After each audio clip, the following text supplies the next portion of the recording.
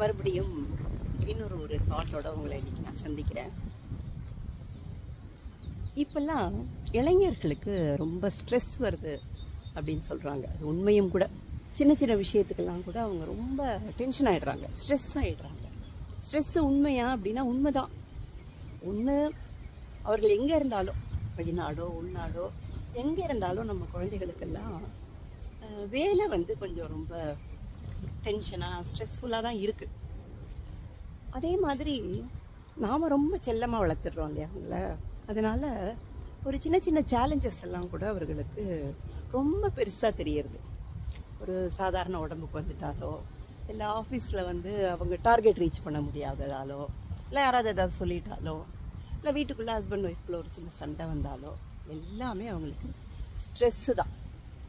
அப்போது நம்மளால் அதுக்கு என்ன பண்ண முடியும் அப்படின்னு பேரண்ட்ஸ் அதை அப்படியே விட்டுறவும் முடியாது.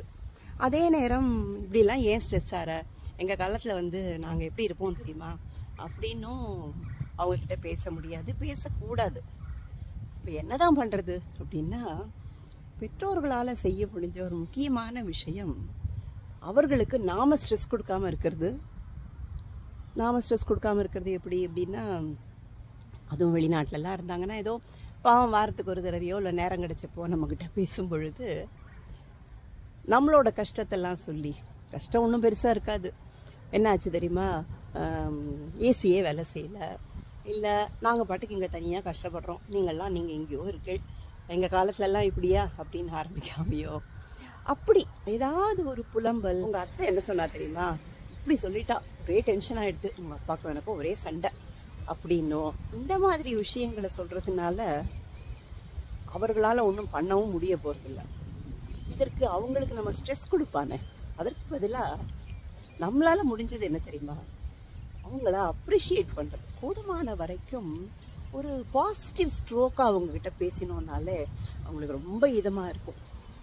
நீ சின்ன வயசுலலாம் எப்படி இருப்ப தெரியுமா, நீ போன வாட்டி வந்தப்போ ஒரு ஆப் போட்டு கொடுத்தியே, ரொம்ப யூஸ்ஃபுல்லாக இருக்குடா, பாவம் எங்கேயோ இருந்துன்னு எங்களை பற்றி நீங்கள்லாம் கவலைப்படுறேன். அப்படி சின்ன சின்ன விஷயங்கள். இது வந்து கேட்குறதுக்கு என்னமோ போலித்தனமாக இருக்கலாம், ஆனால் இந்த மாதிரி அப்ரிஷியேட்டிவ் வேர்ட்ஸ்க்கு வந்து கண்டிப்பாக பலம் இருக்குது. அதே மாதிரி அவர்களுக்கு எப்படி இருந்தாலும் நம்ம அம்மா அப்பா எங்கேயோ இருக்கால, கூட இருக்க முடியலையேன்னு ஒரு குற்ற உணர்ச்சி இருக்கும். அதை தூண்டுகிறார் மாதிரி பேசாமல், எல்லா வசதியும் இருக்குது, நாங்கள் நன்னா இருக்கோம், எங்களை பற்றி கவலையே படாத அப்படின்னும், நீங்கள்லாம் எப்படி இருக்கீள், நீ வந்து மகளோ மருமகளோ ஒரு ட்ரெஸ் போட்டுட்டு ஒரு ஃபோட்டோ அமிச்சியே, ரொம்ப நல்லா இருக்குது, இவ்வளோ வேலை செய்கிற நீ பாவம், அப்படியெல்லாம் அவர்களுக்கு இதமாக மனசார அப்ரிசியேஷன் கொடுக்க கொடுக்க அவர்களுக்கு அது கொஞ்சம் இதமாக இருக்கும்.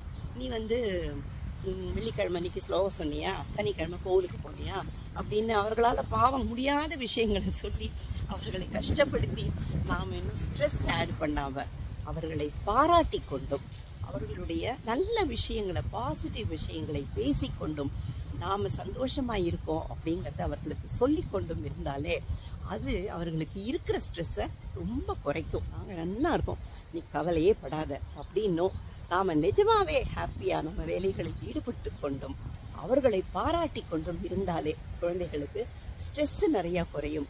பெற்றோர்களாக நாம் அவங்களுக்கு செய்யக்கூடிய ஒரு பெரிய ஹெல்ப் அது. மறுபடியும் இன்னொரு டாக்கில் சந்திக்கிறேன். பாய்.